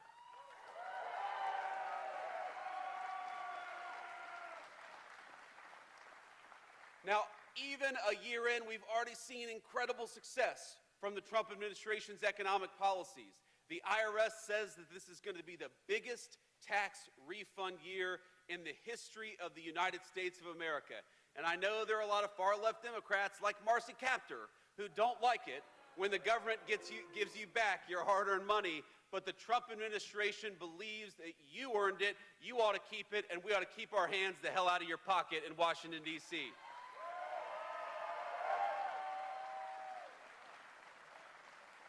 So why are we going to have the biggest tax year, the biggest refund year in the history of the United States of America? It's because the president, working with the Republican Congress, got no taxes on tips.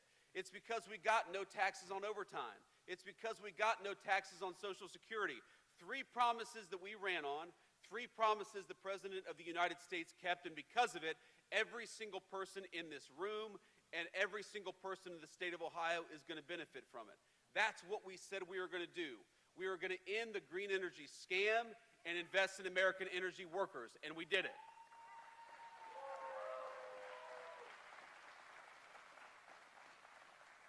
We're going to reward companies for investing in the United States of America and penalize companies for trying to invest in communist China and places all over the world. We said we were going to do it, and we did it.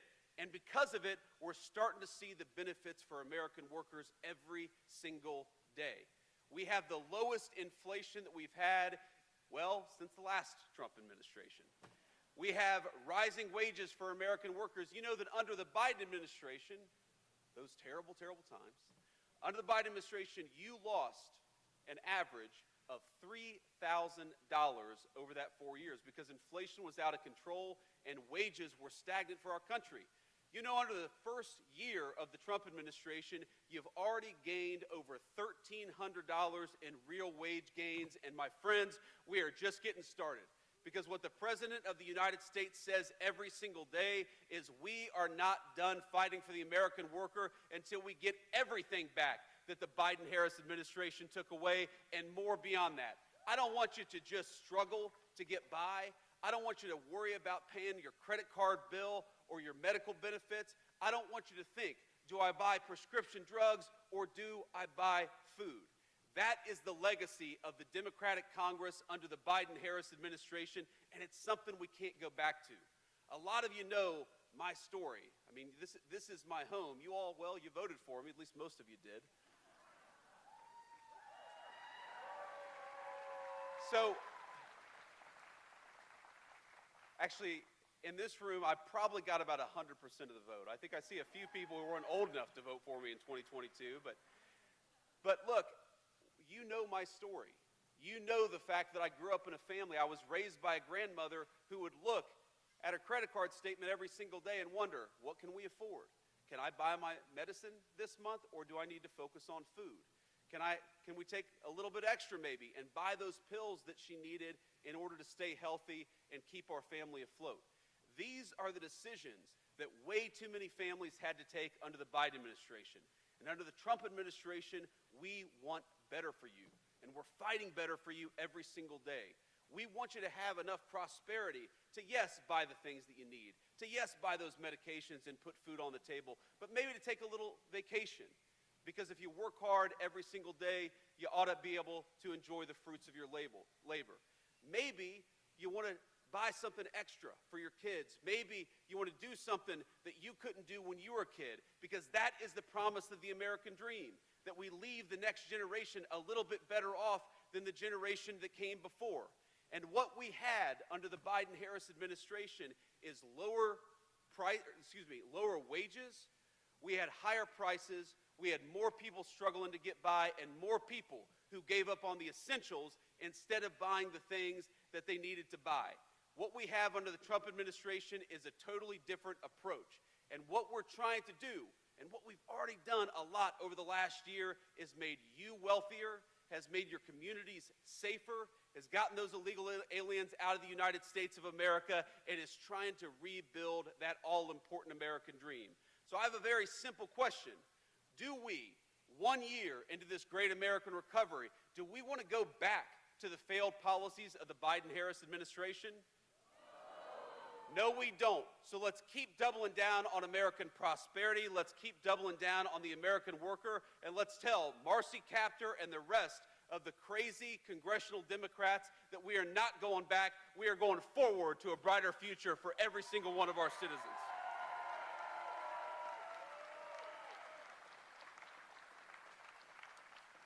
You know, there are things the media doesn't talk about that I think are so important to highlight because they show real progress for the American people.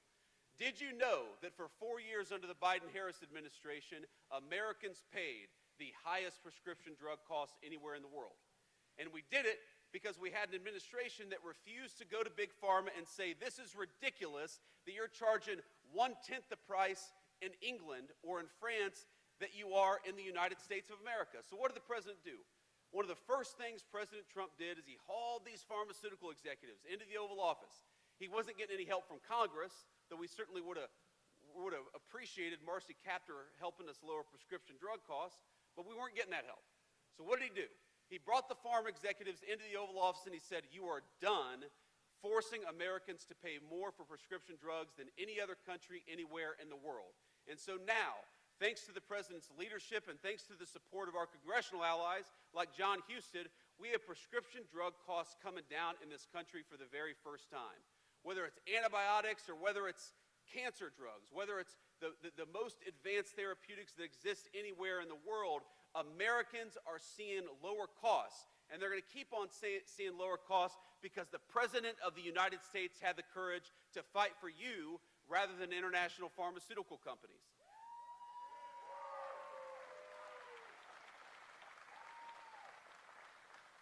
Now, the media doesn't talk about that because, of course, it makes us look good, but these are the victories that depend on having smart, wise leadership in Washington, D.C. You know, another thing the media doesn't talk about is that under 4 years of the Biden administration, the average cost of a home in the United States of America nearly doubled. And in certain jurisdictions, it actually got way worse than that. There are certain places where the cost of a home in 4 years went up by 200%. What's happened over the last 5 months?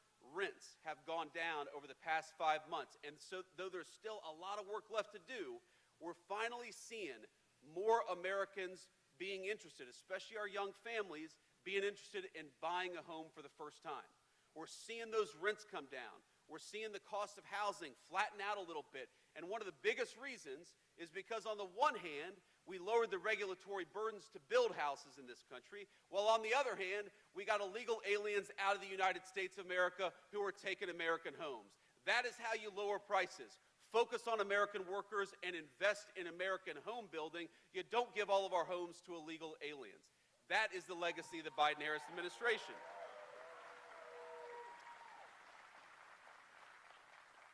But on all these things, we know there is still so much work to do. And this is something I want you to hear. The Democrats talk a lot about the affordability crisis in the United States of America.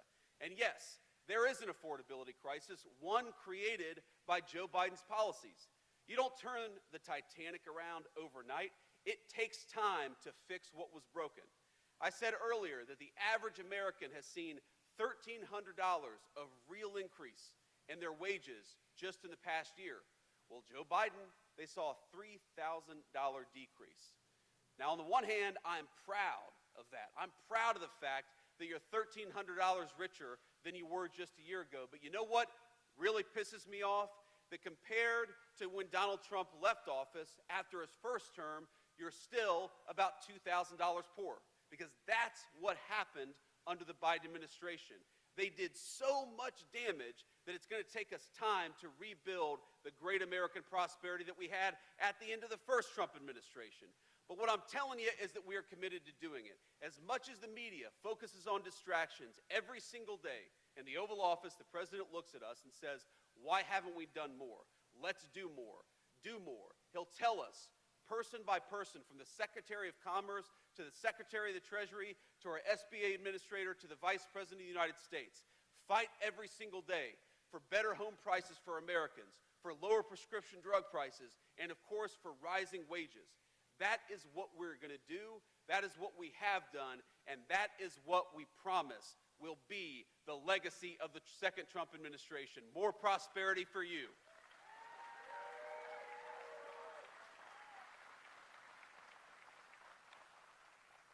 Now, I want want to take a few questions from the media, but before I do, I just want to close with this thought. So, you know, growing up in Middletown, Ohio, which is pretty much due south on I-75, a lot of you probably spent time in Middletown in the same way that growing up I spent a fair amount of time in Toledo. The story of towns like Toledo, the story of towns like Middletown when I was growing up was one of decline. It was a story of factories closing down, of good people losing their jobs, of families that were fracturing under the financial stress that sometimes comes when people lose that access to a good job. That is not the future that we should expect for our children. We should demand better from our leaders, and that's exactly what the Trump administration is promising. Not a story where you open up the morning paper or you turn on the TV and you see a factory that's closed down, but you see a new factory that's being built. Not a story where your neighbor lost their job, but a story where your neighbor gets a new and better job because of what is being built right here in towns like Toledo. Not communities that are unsafe, where you get mugged or murdered walking down the street, but where every single person, rich or poor, black or white, can enjoy their God-given right to public safety in their own community because we're fighting for law enforcement as opposed to against law enforcement like the last administration.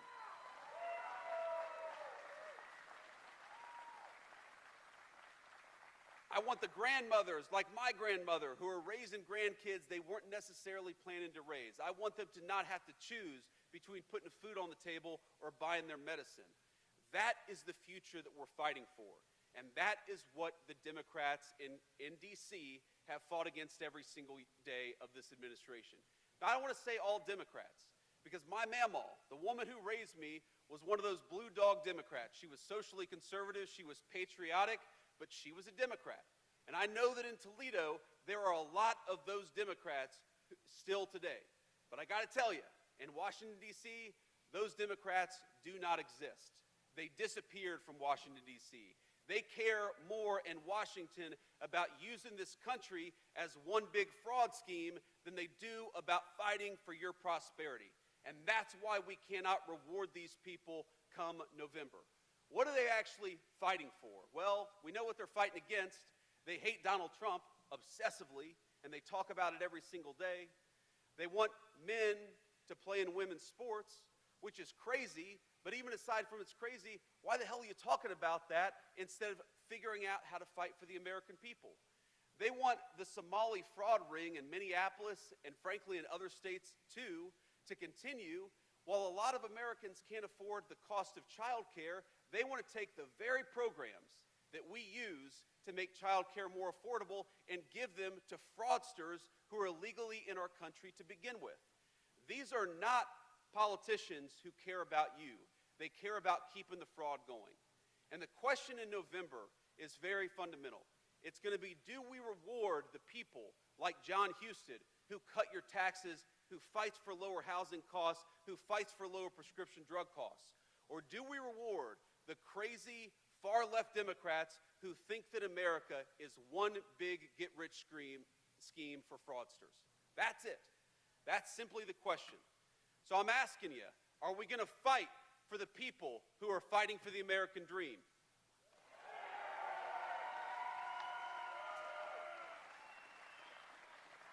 Are we going to send a message to the far-left radicals that this country belongs to American citizens, not to illegal aliens? Are we going to fight for the American dream for people like my grandmother and people like your children every single day?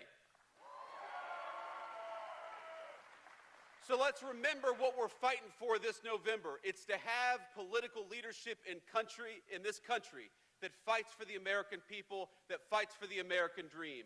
Don't forget it, my friends. Let's work hard. Let's elect these great candidates to higher office, because that's the only way we are going to send a message to the Democrats that this country belongs to Americans and that the American dream belongs to the citizens who built this nation. God bless you, and thank you for having me.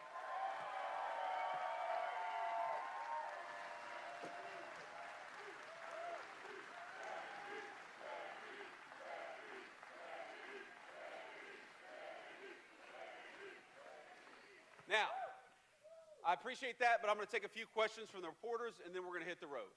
Mr. Vice President, John Husted from News 5 in Cleveland. President Trump outlined the framework of a future deal on Greenland yesterday. NATO this morning, however, said the Secretary General did not propose any compromise on sovereignty. What's your understanding of what is in this plan, and would you stand for something that did not include ownership even beyond where the bases are located? So, John, first of all, it's good to see you again. John is, this is going to ruin his reputation among his liberal media peers, but John is one of my favorite journalists in the state of Ohio. He's a great TV journalist from Cleveland. And I used to joke with John that if he ran for high office, maybe back in 2012, 2013, he would have won because his name is almost exactly the same as John Kasich. And that if he ran in 2024, he would have got his ass kicked. So it's amazing how things change, John. But I see you're still doing great things on Greenland. First of all, we're here to talk about the great American comeback. And that's what the president is focused on. That's why the president went to Davos. You know why? Because he wants more investment from all over the world in the United States of America. You'll hear this number thrown out, $18 trillion of new investment. You know what that means? That means new factories. That means new plants. That means new oil refineries and new energy facilities in the United States of America. Because for so long, our government had the policy that we were going to invest in other countries. No. We want other countries to invest right here in the United States of America, and that's why the president went to Davos, to say that America is open for business, but America is open for business so long as you're building right here in Toledo and all across our great country. That is the message. Now, on Greenland, simple fact is Greenland matters to American national security because our entire missile defense relies on security in the Arctic. This is something the media who's obsessed with Greenland, they completely forget why Greenland matters. What if, God forbid, I'm not saying it's going to happen anytime soon, but what if a foreign country launched a missile at the United States of America? We would need control over the Arctic in order to shoot that missile down. Our entire missile defense system depends on that Arctic security. Meanwhile, the Chinese and the Russians and even the Danes who control Greenland admit that they want to control that facility. They want to control that island, that landmass. That would make us weaker. That would make our country more endangered. That would mean that if the president is negotiating with a foreign leader, he would have less leverage because they would be able to realistically threaten the sovereignty and the territorial safety of the United States of America. We're not going to let that happen. The negotiations with NATO are going fine. I believe, having seen this for the past year, that when the president sets his mind to accomplish something in negotiation, he accomplishes it. And fundamentally, NATO and the Danes and everybody else have to recognize the simple fact that this matters, not just to American security, but to world security. So we're going to keep on trying to make sure that we secure that landmass so that we can protect the American people as we've done and will continue to do. Thank you. Whoever's next. The lights are very bright, so I can't see, but whoever's got the microphone, just shout out a question. Mr. Vice President, Henry Gomez, NBC News. President Trump this week said that ICE has made some mistakes. I'm curious what steps the administration is taking to rectify those, and do you think your presence in Minneapolis today will calm the tensions there? Well, certainly one of my goals is to calm the tensions, to talk to people, to try to understand what we can do better. When the president says that that mistakes have been made, my thought on that is that, well, of course there have been mistakes made because you're always going to have mistakes made in law enforcement. I mean, we all know this. Probably every single person in this room knows a police officer. 99% of our police officers, probably more than that, are doing everything right. Some people are going to make mistakes. That's the nature of law enforcement. But the number one way where we could lower the mistakes that are happening, at least with our immigration enforcement, is to have local jurisdictions that are cooperating with us. There are some very basic things that would make Minneapolis look Memphis, Tennessee, a blue city where you do not have this chaos in immigration enforcement because the local police and the local authorities are cooperating with us. So when you look at Memphis, Tennessee, or Austin, Texas, or any other community virtually across the United States of America, and you don't see the same level of chaos in Minneapolis, the natural conclusion is that it's not what ICE is doing in Minneapolis, it's what Minneapolis authorities are doing to prevent ICE from doing their jobs. And that's exactly what's happening. So Let me give you just a couple of very real-world examples of some of the problems that we face. So let's say you have a sex offender. We've arrested a number of sex offender illegal aliens in Minneapolis just in the last couple of months. But that person, because they're an illegal alien, we don't know where they live. We don't know their address. If local authorities were cooperating with us, it would be easier to send an ICE agent to the person's house to arrest them, to have local law enforcement protecting our immigration officers. They throw the sex offender in the back of a car, deport that person, throw them in jail, whatever, and then they go home safely to their families. That's not what's happening. What's happening instead is that the Minneapolis authorities are refusing to tell us where that sex offender lives. Why are they protecting sex offenders? That's anybody's guess, but it's crazy. Meanwhile, the local police are being told by the mayor, don't help them.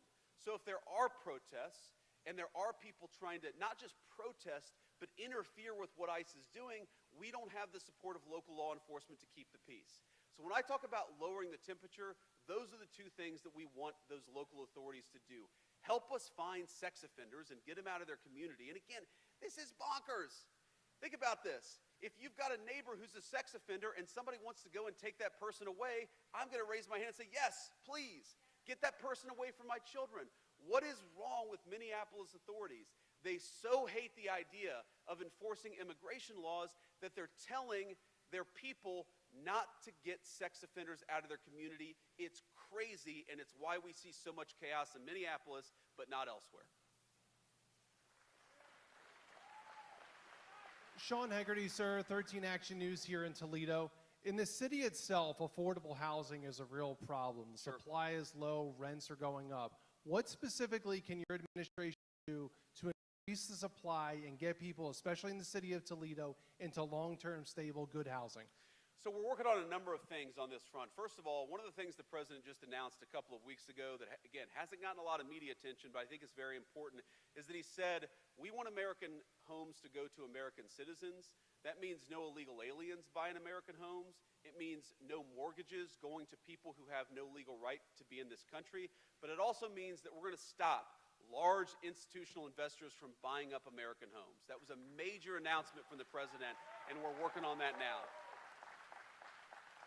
And you see this all the time. You see this massive, beautiful new subdivision where every single person there is renting because that subdivision was bought up by a massive institutional investor. That investor, by the way, is very often paying a lower price for their debt than an American citizen. So we give these people special rules. We give them cheaper access to money, and then we let them buy homes that by right go to American families. That is one of the main reasons why we believe homes have gotten unaffordable in this country. So again, the last administration did nothing about it. We're going to do something about it. We've already started. Here's another thing. If you look at the 20 biggest metros in the United States of America, the 14 with the most illegal aliens have seen the biggest decrease over the past year in rent prices. Now, why is that? Again, if you get people out of the country who are taking up homes that ought to go to American citizens, that's going to put downward pressure on prices. That's going to make it easier for young American families to afford to buy a home. There are 3 exceptions to that. 3 places where you've seen rents increase as opposed to decrease, and every single one of those places are sanctuary cities. So in addition to causing chaos, being a sanctuary city makes your communities less safe, and it also makes housing less affordable. It is very simple. Enforcing immigration law lowers prices for Americans and makes our communities safer. It's a no-brainer, so we'd encourage local authorities to continue to collaborate and work with us instead of fighting against us. Next question. Good morning, Mr. Vice President. Thank you so much. Kyle Mazza, freelancing for Anadolu Agency today. Ukrainian President Vladimir Zelensky announced at today's summit for the World Economic Forum that Ukraine, Russia, and the U.S. will hold their first trilateral talks Friday and Saturday, the 23rd and 24th, in the United Arab Emirates. Seeing what your reaction is to that about those talks, and in Minneapolis, sir, the attacks on law enforcement, the attacks on ICE, what is your message to the law enforcement community at this time when they look for the Trump and the Vance administration to calm their nerves, to ease their burdens? Families are reacting to this as well. So as you stand there on that stage today, how does that make you feel? Well, you know, one of the things that we want to do is send a message to our local law enforcement, to our federal law enforcement, that we stand with them. And we're not going to abandon them, and we're not going to do what the last administration did, which is throw them under the bus to appease a bunch of left-wing radicals. We're actually going to fight for them. Because I believe, look, I continue to be fundamentally optimistic about our country. I think that whether you're a Democrat, a Republican, an independent, most people in this country fundamentally still support law enforcement. They love what people do to keep them safe. They recognize it's dangerous. But what happened in the Democratic Party over the last few years is they allowed a very small band of left-wing crazies to drive the agenda, and that makes our cops and our federal law enforcement feel less safe. It makes it feel like their government doesn't have their back. Well, I promise them, every single police officer in this country and every single federal law enforcement officer in this country, we have your back, and that's one of the messages I'm trying to send by going to Minneapolis and talking to our ICE officers there. So that's number one. Number two, you talk about attacks on law enforcement. It is insane. I understand, look, I'm biased, obviously. I think the Trump-Vance administration has got the right approach to immigration. I think it's insane to let tens of millions of people flood across your country, many of them with violent criminal records, and then to say you're not allowed to do anything to get those people out of your country. That's crazy to me.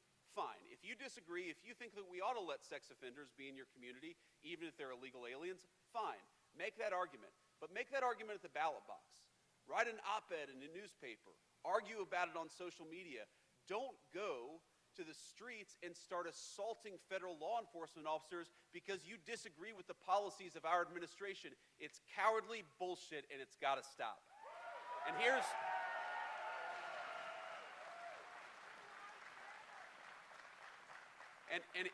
the excuse my language to all the kids there. I'm sorry. Got a little fired up.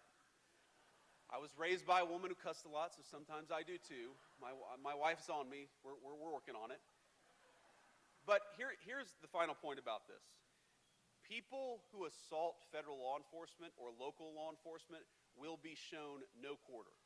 I just, probably 5 minutes before I got on stage, I got a message from our great Attorney General, Pam Bondi.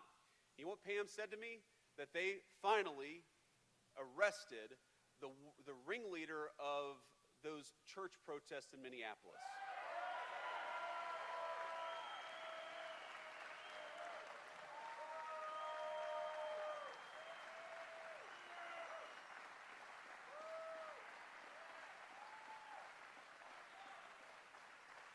So here's the thing.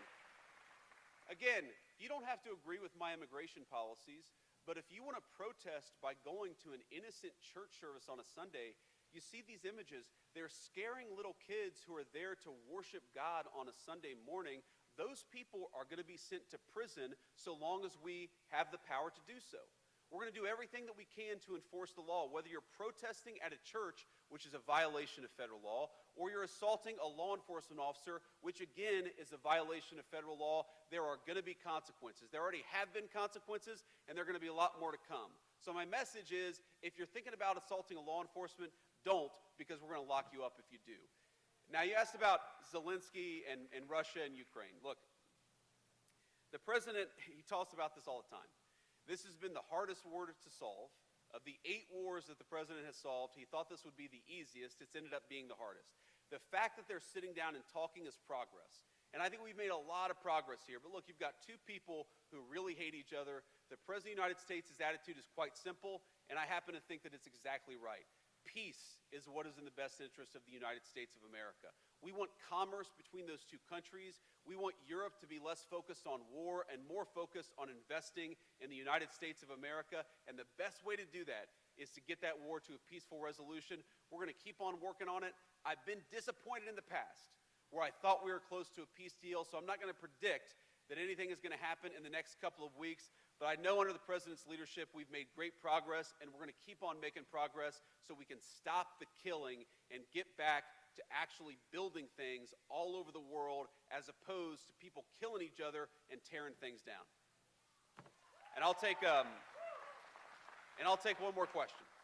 Thank you, Mr. Vice President. This is Mary Margaret Olahan with the Daily Wire. I know you were here in September in Minneapolis after an attack on a church that killed school children. What does it mean to you that this attack, another attack, happened on a church last weekend, and do you want to see more arrests for this attack? So, Mary, yes, I certainly want to see more arrests because I've seen the videos and there are very clearly more people who have violated the law. Now, I'll let the Department of Justice speak to that because, as you know, actually getting an arrest warrant is not a walk in a park necessarily. There's a legal process that we have in this country, and rightfully so. But I know the Department of Justice continues to work on bringing every single person who is involved in that church protest. But it's not just a protest. When you interrupt people during a worship service, that is a violation of the law. Just as you have the right to protest, they have a right to worship God as they choose, and when you interrupt that, that is a violation of the law. So yes, I think we're going to see more prosecutions there. I certainly hope that we're going to see more prosecutions there, but I'll let the Department of Justice speak to the timeline there. And on that note, let me just say, I see a lot of people here. I see a few young people. I see a lot of people who work at this great factory. I just want you to know that you are the people who make the United States of America a great country. When I think about all the great things about our nation, all the great things that we've accomplished, the world wars that we won, we've gone to the moon, we've cured diseases that nobody else thought could be cured, the foundation of that is the prosperity of the American working man and American working woman. You guys are the reason why we're able to do incredible things as the United States of America. We talk about our great foreign policy accomplishments. That starts right here in Toledo, Ohio. We talk about peace in the world. That starts right here in Toledo, Ohio. We talk about prosperity for the entire nation. That starts right here with building things and making things and employing good people in dignified work. That starts in Toledo, Ohio. The cars I see on the road all over the United States of America, many of them built right here. The steel that builds our bridges and so many of our great buildings happens a stone's throw away from this very facility. I want you to know that for too long, your leadership, your government, your politicians have looked down upon you, have ignored you, and that's not happening anymore. There are so many great things I could point to, so many policies, no taxes on tips, the regulatory reform, the fact that we've unleashed American energy. But every single one of those specific policy wins is about a simple fact: reinvesting in you and ensuring that your family has the same great shot at the American dream that I had. This is very personal to me. I don't know if you saw the announcement. I guess we made it yesterday or the day before, but our wonderful second lady is pregnant with our 4th child, and I'm very, very happy about that.